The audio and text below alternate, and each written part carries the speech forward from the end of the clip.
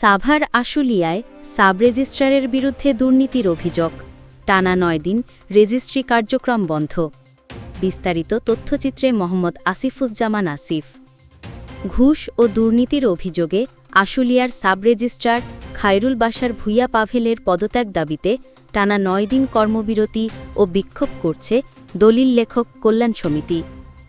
ফলে Ashulia sub registry অফিসে registration কার্যক্রম বন্ধ রয়েছে। সরকারের রাজস্ব হারাচ্ছে কোটি টাকা। সমিতির আহ্বায়ক আলমগীর হোসেন বলেন, খায়রুল বাশার ঘুষ ছাড়া দলিলে স্বাক্ষর করেন না, তাই আর অপসারণ দাবি করছি।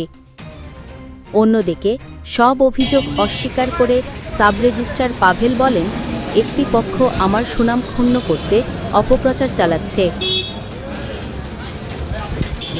আপনাদের মাধ্যমে আমি দেশবাসীকে কিংবা সংশ্লিষ্ট মন্ত্রণালয়ের সবাইকে জানাতে চাচ্ছি যে আশুলিয়ার দুর্নীতি বা সাব রেজিস্ট্রার, ঘুষখোর সাব রেজিস্ট্রার খায়রুল বাশার ভূঁইয়া পাভেল, উনি বিগত 23/3/2025 তারিখে আশুলিয়া সাব রেজিস্ট্রি অফিসে যোগদানের পর হইতেই বিভিন্ন ঘুষ অনিয়ম সহ দুর্নীতির অনেক অভিযোগ পাওয়া যায়।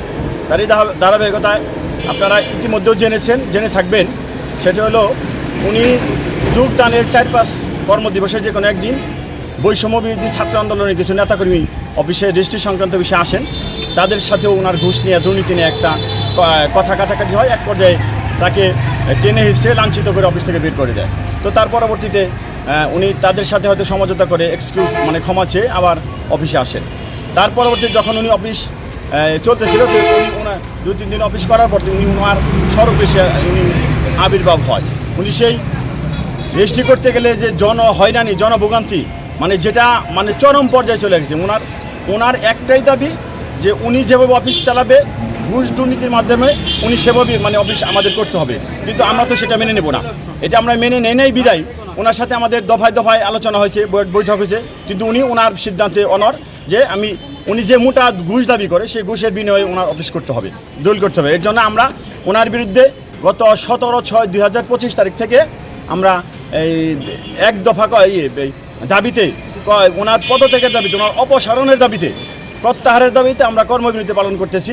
আমাদের একটাই দাবি, এই ঘুষখোর দুর্নীতি বা সাব রেজিস্ট্রার পাভেল, খায়রুল বাশার ভূঁইয়া পাভেল যতদিন না পর্যন্ত এই অফিস থেকে না যাবে ততদিন আমরা কাজে ফিরবো না।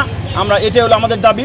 তো আপনাদের মাধ্যমে আরেকটা কথা যেটা বলি, সংশ্লিষ্ট মন্ত্রণালয়, আইন মন্ত্রণালয়, আইন উপদেষ্টার মাধ্যমে কাছে আমাদের একটা উদাত্ত আহ্বান, বিনীত অনুরোধ।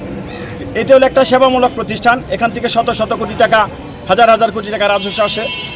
আমরা যে বর্তমানে জনভোগান্তির প্রতিবাদে, ঘুষ দুর্নীতির প্রতিবাদে যে আমরা কর্মবিরতি পালন করতেছি, তার জন্য এই রেজিস্ট্রি অফিস এক পর্যায়ে এক কথায় অচল হয়ে গেছে, স্থবির হয়ে গেছে, কাজকর্ম হয় না বললেই চলে। আপনারা ভিতরে গিয়ে আপনারা এই তদন্ত করে দেখতে পারবেন, ওনার কাছে আপনি জানতে পারবেন যে 17 তারিখ থেকে আজকে 25 তারিখ পর্যন্ত কয়টা দলিল হয়েছে। হ্যাঁ, দলিল হয়েছে, সেটাও আপনি দেখবেন, আপনারা তদন্ত করে দেখতে পারবেন। এখন সরকারের কোটি কোটি টাকা রাজস্ব থেকে বঞ্চিত হচ্ছে, যেটা আসলে এটা আমাদের দেশের ক্ষতি, সর্বাত্মক জনগণের ক্ষতি। এখন আমাদের একটাই কথা, একটা ঘুষখোর দুর্নীতি বা সাব রেজিস্ট্রারের জন্য দেশ শত কোটি টাকা রাষ্ট্র এই রাজস্ব থেকে বঞ্চিত হবে, জনগণ তার সেবামূলক প্রতিষ্ঠান থেকে সেবা বঞ্চিত হবে। এটা কারোর কাম্য না, এটা আমরা চাচ্ছি না। এখন আমাদের একটাই দাবি উপরস্থ কর্মকর্তার কাছে, মহলের কাছে, যে খুব দ্রুত ওনাকে এখান থেকে অপসারণ করে নিয়ে আমাদের যে আশুলিয়া সাব রেজিস্ট্রি অফিস পুরনো রূপে ফিরে আসুক। যে সুনাম ছিল, এখান থেকে যে শত কোটি টাকা আমরা আমাদের মাধ্যমে, আমাদের যে কিঞ্চিত পরিমাণ যদি কিনা আপনি সহযোগিতার মাধ্যমে আমরা যে রাজস্ব আদায় করছি, সেটা যেন আবার স্বরূপে ফিরে আসে, সচল হয়। এটাই আপনাদের মাধ্যমে আমাদের সবার দাবি। একটাই দাবি, ওনার পদত্যাগ, ওনার প্রত্যাহার, ওনার অপসারণ।